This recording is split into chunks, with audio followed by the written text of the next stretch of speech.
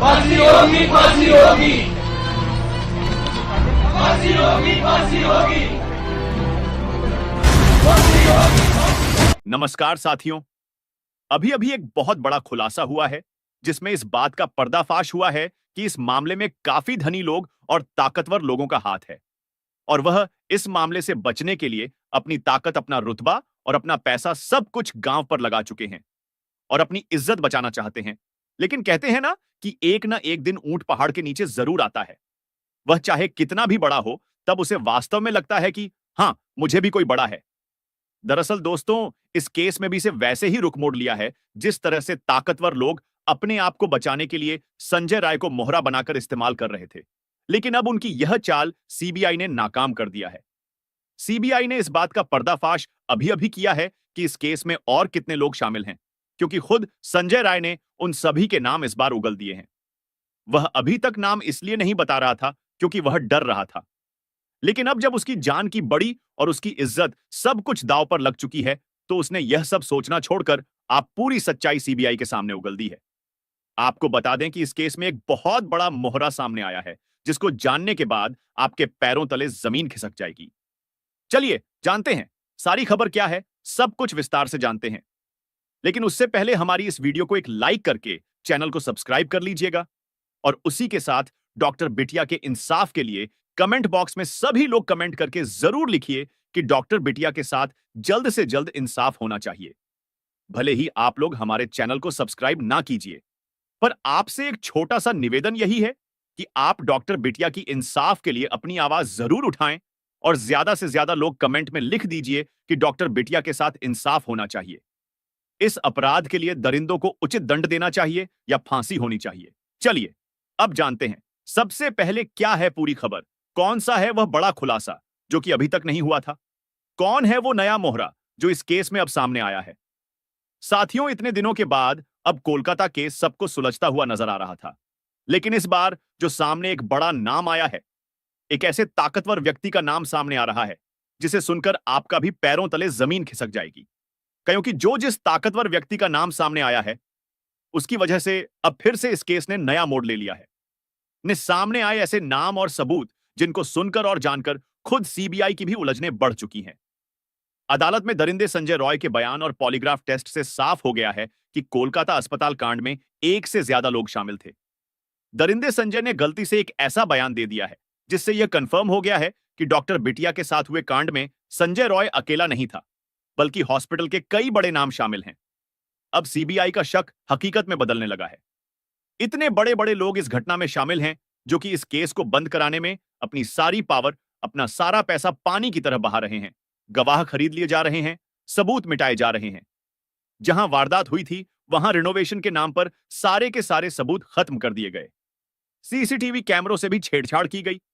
लेकिन इन सब के बावजूद भी अब सीबीआई के हाथ एक बड़ा सबूत लग गया है। अब यह साफ होने लगा है कि डॉक्टर बेटी के साथ दरिंदगी में तकरीबन 7 लोग शामिल थे। इस भयंकर खुलासे में बताया गया कि करीब 7 लोगों ने शराब पीकर पीड़िता के हाथ को कसक पकड़ा, उसे मारा पीटा और उसके साथ गलत काम किया। खुलासे में यह भी दावा किया गया कि 7 लोगों में से 2 ने महिला की टाप पकड़कर जरा संत की तरह अलग कर दी। लेकिन यह तो कुछ भी नहीं है। आगे ऐसे ऐसे खुलासे हुए जिसके बाद यह साफ हो गया कि यह काम अकेले संजय रॉय का नहीं था, बल्कि इसमें कई लोग शामिल हैं। अब प्रिंसिपल संदीप घोष समेत 7 लोगों का बचना नामुमकिन है। यह सब कुछ जानेंगे विस्तार से, लेकिन वीडियो में आगे बढ़ने से पहले आपसे एक ही रिक्वेस्ट है कि अगर आप भी इस डॉक्टर बिटिया को इंसाफ दिलाना चाहते हैं तो वीडियो को बिना स्किप किए लास्ट तक जरूर देखें। डॉक्टर बेटी के लिए, उस बेचारी बिटिया के न्याय के लिए कमेंट बॉक्स में एक बार justice for Kolkata female doctor जरूर लिख दें। फांसी होगी, फांसी होगी, फांसी होगी, फांसी होगी। दोस्तों, कोलकाता में डॉक्टर बेटी के साथ हुए दुष्कर्म को लगभग 20 दिन हो चुके हैं, लेकिन अभी भी डॉक्टर बिटिया को इंसाफ नहीं मिला। अभी भी उन दरिंदों को फांसी नहीं हुई। कुछ तो जेल में है और कुछ लोग आजादी से घूम रहे हैं। दोस्तों, अदालत में दरिंदे, संजय रॉय ने वह कबूल कर लिया है जिसके इंतजार में पूरा देश था। पूरे भारत को यह पता था कि यह काम एक बंदे का नहीं है और यह संदेह अब हकीकत में बदलते हुए दिख रहा है। इसमें कोई एक नहीं बल्कि तकरीबन 7 लोग शामिल हैं और सब कुछ पूरी प्लानिंग से किया गया था। इसी कारण से सीबीआई फुल एक्शन में आ गई है और कोलकाता डॉक्टर बेटी केस में 7 आरोपियों का पॉलीग्राफ टेस्ट शुरू हो गया है। उधर सीबीआई के अनुसार बिना दरवाजे वाले सेमिनार हॉल में डॉक्टर बेटी के साथ जो हुआ, उस बिटिया की चीख किसी को सुनाई क्यों नहीं दी। अब सीबीआई यह जानने की कोशिश कर रही है कि अपराध को बिना किसी बाधा के कैसे अंजाम दिया गया। क्या कोई व्यक्ति सेमिनार हॉल के बाहर निगरानी कर रहा था?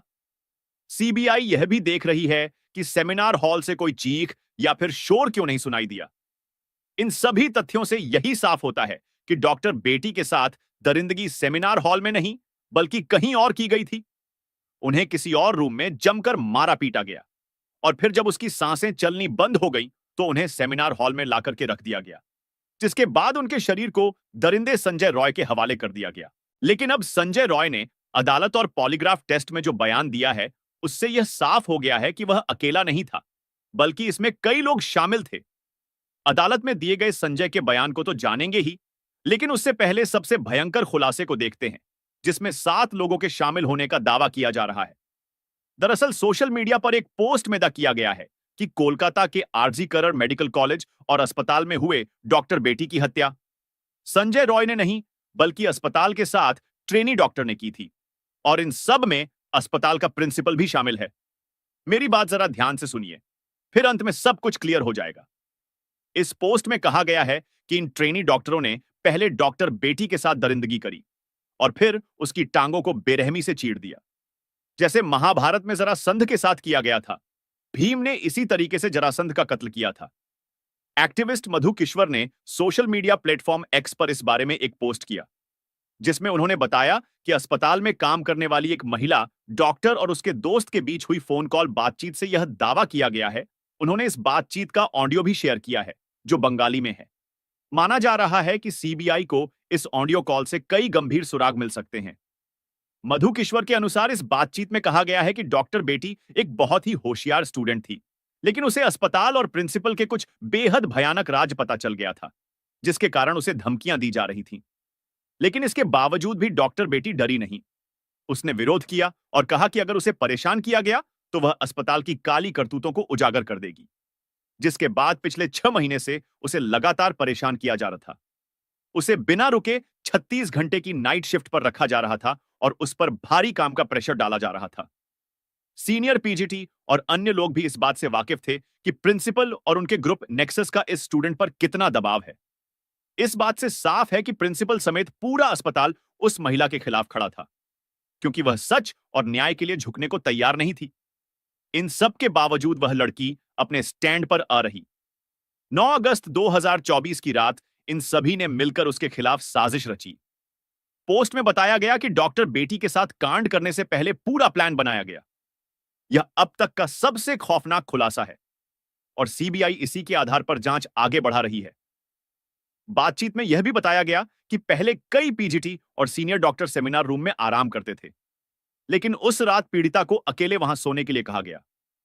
कुछ स्टूडेंट्स ने अफवाह फैला दी कि कमरा निर्माण अधीन है और वहां कोई ना जा सके, जिसके बाद में सेमिनार हॉल में कोई भी नहीं गया। फोन पर बात कर रही अस्पताल के डॉक्टर ने दावा किया कि घटना से पहले 4 साथी स्टूडेंट्स ने पीड़िता के साथ सेमिनार रूम में डिनर किया था, जिसमें एक लड़की भी शामिल थी। यह चारों सीबीआई के रडार पर हैं और इनका पॉलीग्राफ टेस्ट भी किया जा रहा है। लेकिन इसके बाद पीड़िता को सेमिनार रूम में अकेले सोने के लिए कहा गया। बातचीत में यह भी बताया गया कि करीब 7 लोगों का एक ग्रुप नीचे गया और शराब पी। फिर उन्होंने पीड़िता के हाथ कसकर पकड़ा, उसे मारा पीटा और उसके साथ दरिंदगी की इस वारदात में एक महिला इंटर्न ने भी मदद की। खुलासे में यह भी दावा किया गया है कि उसमें से 2 ने पीड़िता का पैर पकड़कर चीर दिया, जिससे उसकी पेल्विक की हड्डियां टूट गई। बच्ची का शरीर में कोई कपड़ा नहीं था। पैर दोनों राइट एंगल में मिला गया। राइट एंगल में एक पांव बेड के इस तरफ, एक पांव बेड के इस तरफ मिला गया। जब तक पेल्विक गर्ल नहीं टूटता है, इस तरह 2 पांव को नहीं चीरा जा सकता है। उन्होंने उसकी कोलर बोन को भी तोड़ दिया और फिर उसे उल्टा लिटा कर उसके ऊपर जूतों से रोदा। फिर उसके सिर को इतने बुरे तरीके से कुचला गया कि उसकी खोपड़ी फट गई। इस तरह से 9 अगस्त की देर रात कोलकाता के आरजीकर मेडिकल कॉलेज में डॉक्टर बेटी के साथ दरिंदगी की गई। देखिए, अगर यह सभी बातें सच हैं, तो फिर सीबीआई को इन 7 लोगों के खिलाफ सबूत जरूर मिलेंगे और संजय रॉय के साथ इन 7 को भी कड़ी से कड़ी सजा मिलेगी। इसके बाद जब यह सभी लोग वारदात को अंजाम देकर सीढ़ियों से नीचे उतर रहे थे तो संजय रॉय को देखा, जो ग्रुप डी के दूसरे कर्मचारियों के साथ शराब पी रहा था। इन डॉक्टरों ने संजय से कहा कि सेमिनार रूम में जाओ, वहां तुम्हारे लिए एक लड़की है। इसके बाद संजय ने डॉक्टर बेटी को अर्धनग्न पड़ा हुआ पाया और उसके साथ गलत काम किया, ताकि उसका लिक्विड भी उन 7 मर्दों के लिक्विड के साथ में डॉक्टर बेटी के शरीर में चला जाए। सुबह उस बिटिया का अर्धनग्न शरीर मिला। इसके बाद देश भर में डॉक्टरों ने विरोध प्रदर्शन किया। यह ट्वीट सीबीआई की जांच में काफी महत्वपूर्ण होने वाला है। माना जा रहा है सीबीआई ने भी 7 लोगों को रडार पर लिया हुआ है। कोलकाता के इस केस में 7 आरोपियों का पॉलीग्राफ टेस्ट शुरू हो गया है। मुख्य आरोपी संजय रॉय का पॉलीग्राफ टेस्ट जेल में ही किया गया।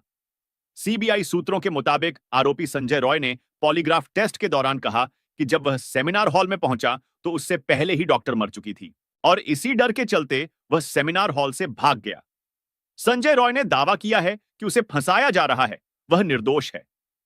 आरोपी संजय रॉय ने जेल गार्डों से भी यही था कि उसे दुष्कर्म और हत्या के बारे में कुछ भी नहीं पता, वह निर्दोष है। इसके अलावा सीबीआई ने आरजीकर मेडिकल कॉलेज के प्रिंसिपल संदीप घोष और 4 डॉक्टर जो वारदात की रात पीड़िता के साथ थे और एक वॉलंटस 5 की जा रही है। इन सभी का पॉलीग्राफ टेस्ट सीबीआई के कोलकाता ऑफिस में हो रहा है। 9 अगस्त की रात इन डॉक्टरों में से कुछ ने पीड़िता के साथ डिनर किया था। फिलहाल सीबीआई इन सभी से गहराई से पूछताछ कर रही है, लेकिन अदालत में आरोपी संजय ने एक बयान देकर सभी को हैरान कर दिया है। दरअसल 23 अगस्त को कोलकाता की सियालदा कोर्ट ने संजय रॉय को 14 दिन की न्यायिक हिरासत में भेजा। इसी सुनवाई के दौरान संजय पॉलीग्राफ टेस्ट के लिए भी तैयार हुआ। मैजिस्ट्रेट ने संजय से पूछा कि वह पॉलीग्राफ टेस्ट के लिए क्यों तैयार हुआ। इसे लेकर संजय ने कहा, पॉलीग्राफ टेस्ट से साबित होगा कि मैं निर्दोष हूं, मुझे फंसाया जा रहा है। संजय के इस बयान ने बवाल खड़ा कर दिया है, क्योंकि वह खुद को निर्दोष बता रहा है। इसका मतलब साफ है कि इस कांड में कई लोग शामिल हैं। इसी कारण सीबीआई फुल एक्शन मोड में आ चुकी है। सीबीआई का मकसद इन कर्मचारियों के बयान को जांचना है, क्योंकि सीबीआई बाकी मेडिकल रिपोर्ट्स जैसे कि पीड़िता के शरीर से लिए गए बाकी सबूतों को सीधे तौर पर घटना से जोड़ने में नाकाम रही है। दोस्तों, आपको बता दें कि पुलिस इन्वेस्टिगेशन के दौरान जो कुछ भी सबूत छुपाए जा सकते थे, मिटाए जा सकते थे, वह सब किया गया। बड़े बड़े लोग, बड़े पैसे वाले लोगों ने इस केस को दबाने की खूब कोशिश की, लेकिन जब से यह केस सीबीआई के हाथ आया है, तब से उनके भी पसीने छूट गए हैं। मगर सीबीआई को कुछ सबूत हाथ नहीं लग रहे, क्योंकि उन्हें पहले ही मिटा दिया गया था। सीबीआई के मुताबिक कोलकाता पुलिस भी इस घटना में शामिल है। अब सीबीआई जानना चाहती है कि क्या इन चारों डॉक्टरों ने सबूतों के साथ कोई छेड़छाड़ की थी या फिर यह किसी बड़े षड्यंत्र का हिस्सा थे। क्योंकि पोस्टमार्टम रिपोर्ट इधर उधर करने में प्रिंसिपल समेत यह सभी लोग बेहद माहिर थे। इसी कारण से सीबीआई इस घटना को कई एंगल से जांच कर रही है। आरजी करण अस्पताल के प्रिंसिपल संदीप घोष से लगातार पूछताछ की जा रही है, लेकिन वह बार बार अपने बयान बदल रहे हैं। इससे यह साफ होता जा रहा है कि कांड में उसका बड़ा हाथ है। उसके घर पर भी सीबीआई और आयकर की रेड मारी जा रही है। लेकिन सवाल यही निकल कर आता है कि कौन है इस पूरे केस के पीछे, जो इन सबको बचा रहा है? कौन है वह पावरफुल लोग जिनका नाम सामने नहीं आ रहा है और वह अंदर ही अंदर इन सबको बचा रहे हैं? इस केस में सीसीटीवी फुटेज की गहराई से जांच की जा रही है।